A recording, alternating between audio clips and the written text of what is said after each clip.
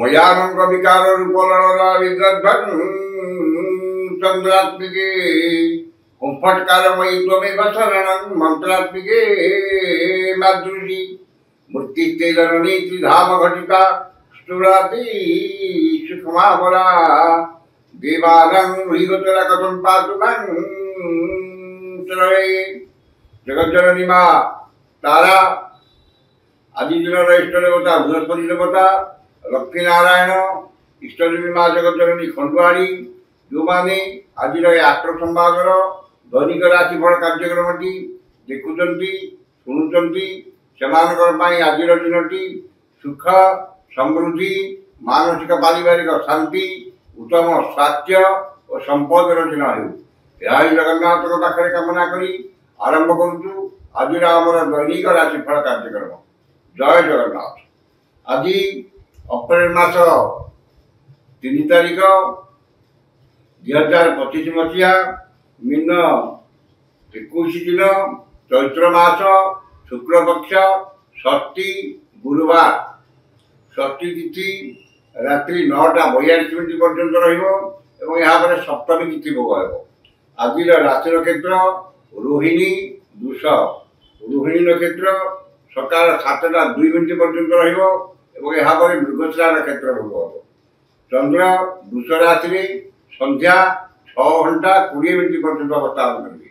यहाँ मिथुन राशि को सोचा रही गमन करेंगे। षष्ठी तिथि जो पिता द्रव्य खाइबा मना खाइले पशु जोनि जन्म ये रही आज पंजिका वर्तमान जानी ना केमी कट 12टी राशि व्यक्ति मानकर आज दिन प्रथम राशि मेष राशि द्वितीय चंद्र गुरु बार और घाट तिथि जो समस्त कर्म शुभफल मिले मन अस्थिर विषादग्रस्त चापग्रस्त कौन आत्मसंतोष आत्मतृप्ति मिलना धन प्रति मन में अहेतुक दुर्बलता प्रकाश पाइब धन और आय जिते अधिक मिले मन में आत्मसंतोष आत्मतृप्ति मिलना धन आकस्मिक धन लाभ कौन विशेष सूत्र धन प्राप्ति एवं अन्य को धन वृत धन यही पाइबे। आयर किसी अंश संचय विनियोग करेंगे और खर्च करें टालटोल नीति अवलंबन करेंगे। वाणिज्य व्यवसाय परिवहन में आय अति उत्तम हो। कर्म सफलता मिले घाट तिथि और द्वितीय चंद्र जो किसी समस्या देखा जो मानकर दीजा मेष से उपकृत हे। शुभ रंग गोलापी संख्या 3 आराधना प्रभु श्री जगन्नाथ। वृष राशि श्री चंद्र सोदर सुसंपर्क परिवार सुख शांति एवं चाली चलन व्यवहार कथबार्ता मार्जित और सर्वजना अर्जित हो। आमोद प्रमोद मौज मजली से अधिक आग्रह परिवार प्रति अधिक जत्नशील रहे। मन में प्रसन्नता चालीचलन संयमता एवं देह मन सुस्थ रहिबो। वाणिज्य व्यवसाय परिवहन में आय जहाँ मन में आत्मसंतोष आत्मतृप्ति रहिबो। कर्म आशा ठार अधिक सफलता और सहकर्मी साहाय्य सहयोग प्राप्त करेंगे। जो मानकर रोहिणी वृष से उपकृत हे। शुभ रंग सिल्वर संख्या 4 आराधना प्रभु श्रीराम। मिथुन राशि द्वादश चंद्र जो अपव्यय अपवाद अपदशर शिकार हे। मन अस्थिर विषादग्रस्त चापग्रस्त एवं शारीरिक पीड़ा भोगे। चाली चलन व्यवहार कथबार्ता विवाद्य एवं अଯଥା खर्च बदखर्च परिवार खर्च भार वृद्धि पाइब। निश्चितता को परित्याग करी अनिश्चितता पक्षे पश्चाधावन करेंगे और समस्त कर्म भूल निष्पत्ति देवे। वाणिज्य व्यवसाय परिवहन में आय ठार अधिक हो। कर्म विफलता और समस्त कर्म कंटक सदृश बना हो। जो मानकर मृगशिरा मिथुन से ସତର୍କତା ଅବଲମ୍ବନ କରିବେ। ଶୁଭ ରଙ୍ଗ କଫି, ସଂଖ୍ୟା 4, ଆରାଧନା ମା ତ୍ରିପୁର ସୁନ୍ଦରୀ। କର୍କଟ ରାଶି, ଏକାଦଶ ଚନ୍ଦ୍ର, ଗୁରୁବାର ଓ ଚନ୍ଦ୍ର ମଙ୍ଗଳ ଉଭୟଙ୍କର କ୍ଷେତ୍ର ଭୋଗ ହେଉଥିବାରୁ ଘାଟ ତିଥିର ପ୍ରଭାବ ବିଶେଷ ରହିବ ନାହିଁ। ଭାଗ୍ୟରେ, କର୍ମରେ, ଆର୍ଥିକ ଅବସ୍ଥାରେ ଉନ୍ନତି ଦେଖାଦେବ ଏବଂ ଆଜି ଯେକୌଣସି କର୍ମ ଆରମ୍ଭ କରିବେ ସମସ୍ତ କର୍ମରେ ଆପଣଙ୍କର ଆଶାଠାରୁ ଅଧିକ ସଫଳତା ମିଳିବ। ମନରେ ଉନ୍ନତ ଚିନ୍ତାଧାରା, ଉଚ୍ଚାଭିଳାଷ ପ୍ରକାଶ ପାଇବ ଏବଂ ଉନ୍ନତିମୂଳକ କର୍ମରେ ଧ୍ୟାନ ଅଧିକ ରହିବ। ଧନ ସମ୍ପଦ ବୃଦ୍ଧି ପାଇବ ଏବଂ ଆୟର ନୂତନ ମାର୍ଗ ଖୋଲିବ।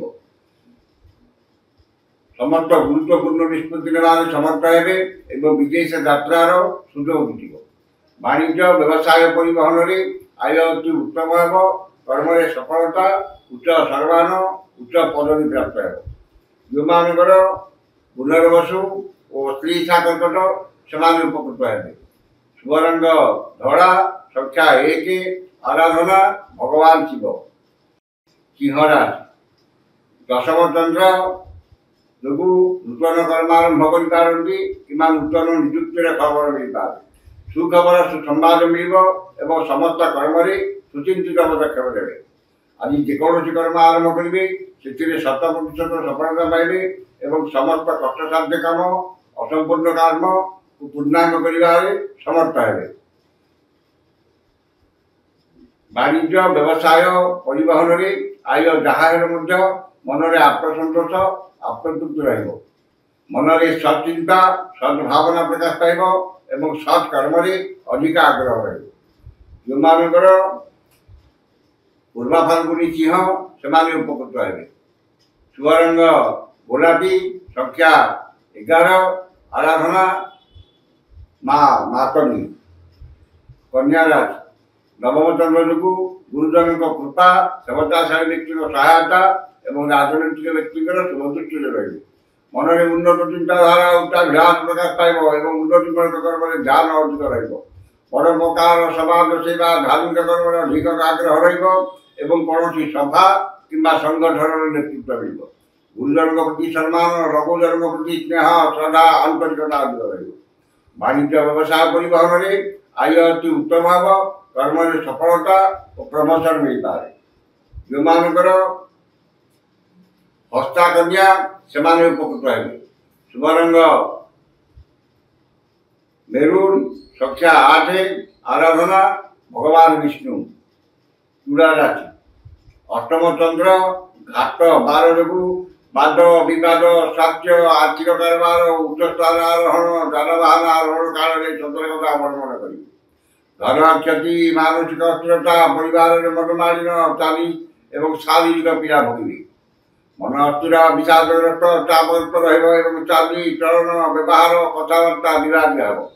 ଅଯଥା ଖର୍ଚ୍ଚ, ବୃଥା ଭ୍ରମଣ ଲାଗି ରହିବ ଏବଂ ସମସ୍ତଙ୍କ ନିଜର ଲୋକମାନେ ଶତ୍ରୁତା ଆଚରଣ କରିବେ। ବାଣିଜ୍ୟ, ବ୍ୟବସାୟ, ପରିବହନରେ ଆୟ ଠାରୁ ବ୍ୟୟ ଅଧିକ ହେବ। କର୍ମରେ ବିଫଳତା ଓ ସମସ୍ତ କର୍ମ ବିବାଦୀୟ ହେବ। ଯେଉଁମାନଙ୍କର ଚିତ୍ରା ତୁଳା ସେମାନେ ସତର୍କତା ଅବଲମ୍ବନ କରିବେ। ଶୁଭ ରଙ୍ଗ ନୀଳ, ସଂଖ୍ୟା 2, ଆରାଧନା ମା ଗାୟତ୍ରୀ।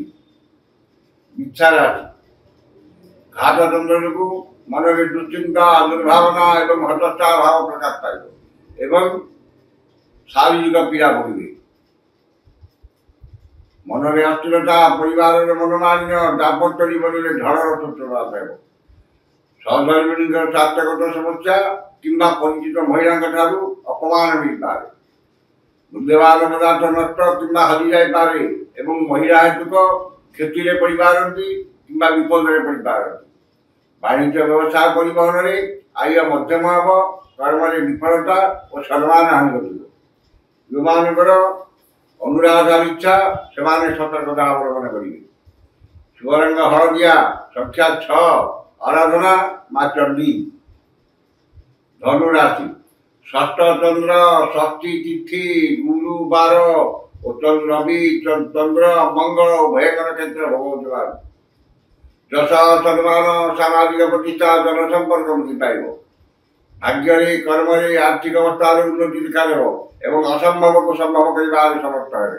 ସମସ୍ତ ଆଶା ଆକାଂକ୍ଷା ବିଳାସ ପୂର୍ଣ୍ଣ ହେବ ଏବଂ ସମସ୍ତ ଇଚ୍ଛିତ ପଦାର୍ଥ ହାତ ପାହାନ୍ତରେ ଉପଲବ୍ଧ ହେବ।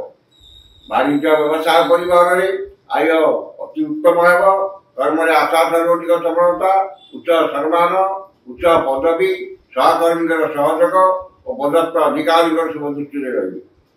ଯେଉଁମାନଙ୍କର ପୂର୍ବାଶାଳା ଧନୁ ସେମାନେ ଉପକୃତ ହେବେ। ଶୁଭ ରଙ୍ଗ ଲାଲ, ସଂଖ୍ୟା 5, ଆରାଧନା ମା ତାରା। ମକର ରାଶି, ପଞ୍ଚମ ଚନ୍ଦ୍ର ଯୋଗୁଁ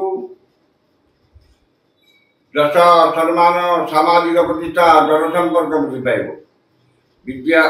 ନୂତନ ବିଦ୍ୟା, କଳା, ସଂସ୍କୃତି ପ୍ରତି ମନରେ ଅଧିକ ଆଗ୍ରହ ରହିବ। ସନ୍ତାନମାନେ ଆଜ୍ଞାଧୀନ ହେବେ ଏବଂ ତାଙ୍କ କର୍ମକୁ ନେଇ ଗର୍ବ ଅନୁଭବ କରିବେ। ପିତାମାତାଙ୍କ କୃପା ଏବଂ ପୈତୃକ ସମ୍ପତ୍ତିକୁ ନେଇ ଥିବା ବିବାଦର ସମାଧାନ ହେବ।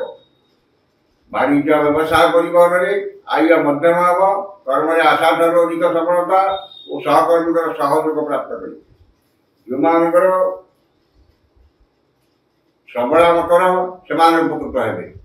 ଶୁଭ ରଙ୍ଗ କଳା, ସଂଖ୍ୟା 11, ଆରାଧନା ଜଗତଜନନୀ ମା କାଳୀ।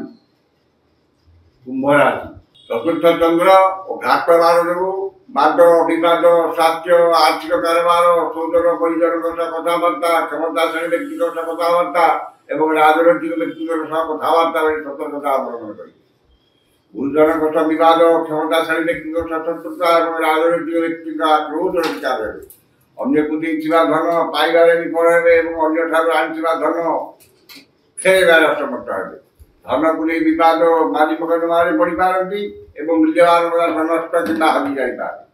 ବାଣିଜ୍ୟ ବ୍ୟବସାୟରେ କ୍ଷତି ଦେଖାଦେବ। କର୍ମରେ ବିଫଳତା ଓ ପଦସ୍ଥ ଅଧିକାରୀଙ୍କର ରୋଷର ଶିକାର ହେବେ। ଯେଉଁମାନଙ୍କର ଧନିଷ୍ଠା କୁମ୍ଭ ସେମାନେ ସତର୍କତା ଅବଲମ୍ବନ କରିବେ। ଶୁଭ ରଙ୍ଗ ଇନ୍ଦ୍ରନୀଳ, ସଂଖ୍ୟା 3, ଆରାଧନା ମା ଭୈରବୀ। ଶେଷ ରାଶି ମୀନ ରାଶି। ମୀନ ରାଶି, ତୃତୀୟ ଚନ୍ଦ୍ର ଗୁରୁବାର, ଚନ୍ଦ୍ରମଙ୍ଗଳ ଉଭୟଙ୍କର କ୍ଷେତ୍ର ଭୋଗ ହେଉଥିବାରୁ ଧନ ସମ୍ପଦ, ପ୍ରାଚୁର୍ଯ୍ୟ, ପ୍ରତିପତ୍ତି ବୃଦ୍ଧି ପାଇବ। ମନରେ ଉତ୍ସାହ ଉଦ୍ଦୀପନା, ପରିବାରରେ ସୁଖ ଶାନ୍ତି, ସୌଜନ୍ୟରେ ସୁସମ୍ପର୍କ ଏବଂ ଭାଇ ଭଉଣୀଙ୍କ ପ୍ରତି ସ୍ନେହ, ଶ୍ରଦ୍ଧା, ଆନ୍ତରିକତା ଅଧିକ ରହିବ। ସୁଖବର, ସୁସମ୍ବାଦ ମିଳିବ ଏବଂ ସମସ୍ତ କର୍ମରେ ସୁଚିନ୍ତିତ ପଦକ୍ଷେପ ନେବେ। ବାଣିଜ୍ୟ ବ୍ୟବସାୟ ପରିବହନରେ ଆୟ ଅତି ଉତ୍ତମ ହେବ। କର୍ମରେ ସଫଳତା ଓ ସମ୍ମାନ ମିଳିବ। ଯେଉଁମାନଙ୍କର ପୂର୍ବଭାଦ୍ର ଓ ରେବତୀ ମୀନ ସେମାନେ ଉପକୃତ ହେବେ। ଶୁଭ ରଙ୍ଗ ଗୋଲାପୀ, ସଂଖ୍ୟା 5, ଆରାଧନା ମା ଧୂମାବତୀ। ଏ ରହିଥିଲା ଆଜିର 12ଟି ରାଶିର ବ୍ୟକ୍ତିମାନଙ୍କର ଆଜିର ରାଶିଫଳ। ସମସ୍ତ ରାଶିର ବ୍ୟକ୍ତିମାନେ ଦିନଟି ଶୁଭ ହେବା ପାଇଁ ଉକ୍ତ ମନ୍ତ୍ରଟି ଋଷାଦି କରି ପାଠ କରନ୍ତୁ।